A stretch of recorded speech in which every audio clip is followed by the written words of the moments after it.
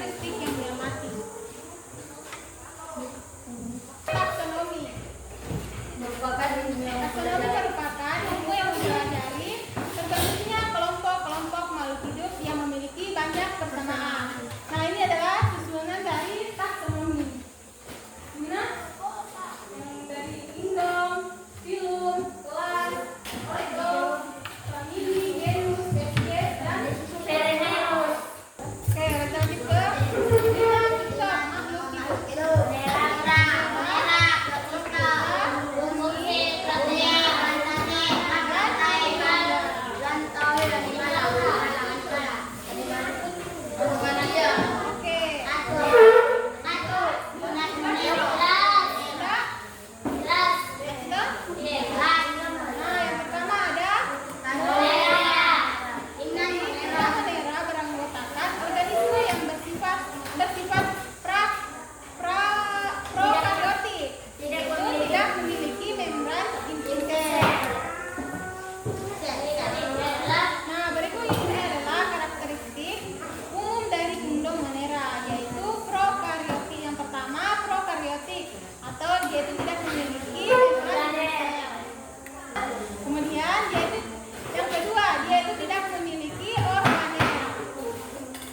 Kemudian yang ketiga, mikroskopis. Jadi dia itu tidak bisa dilihat dengan mata yang banyak.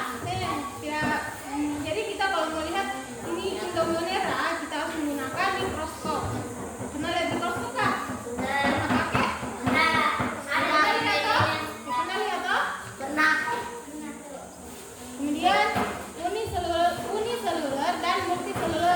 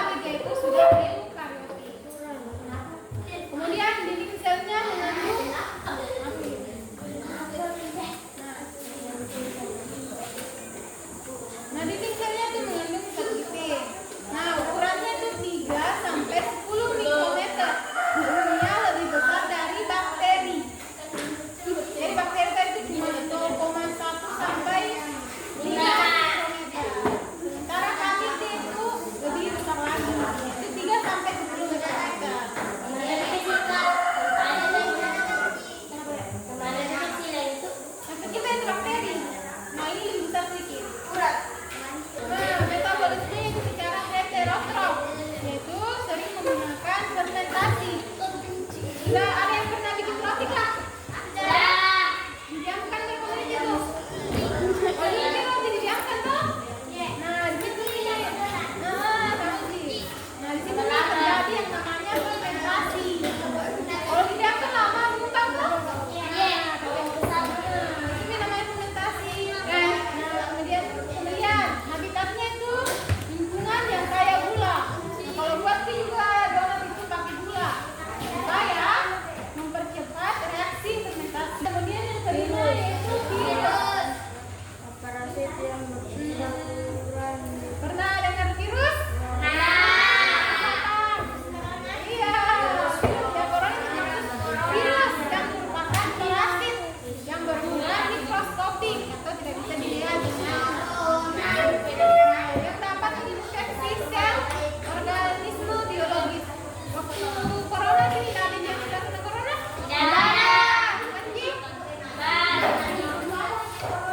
Kemudian virus bersifat parasit atau obliga. Nah, jadi kalau virus sudah masuk di tubuh Kak, jadi tuh virus itu akan tambah banyak toh. Nah, di situ nih virus memanfaatkan sel makhluk hidup untuk berkembang biak. Nah, kemudian ada protozoa. Kemudian protozoa berasal dari bahasa Yunani, yaitu protos yang artinya pertama dan zoon yang artinya hewan. Jadi protozoa adalah hewan pertama. Nah, protozoa ialah kelompok lain dari protista eukariotik. Terkadang perbedaan antara alga dan protozoa belum jelas. Nah, mayoritas dari protozoa hanya dapat dilihat di bawah mikroskop. Nah, jadi protozoa itu hanya dapat dilihat di bawah mikroskop.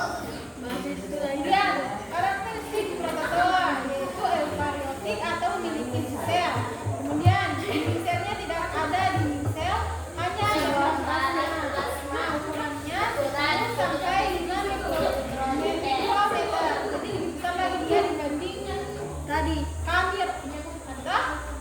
Nah, kemudian habitatnya lingkungan lembab dan kaya bahan organik. Kemudian perannya sebagai dekomposer, produsen antibiotik atau penyebab pembusukan atau katastrofik.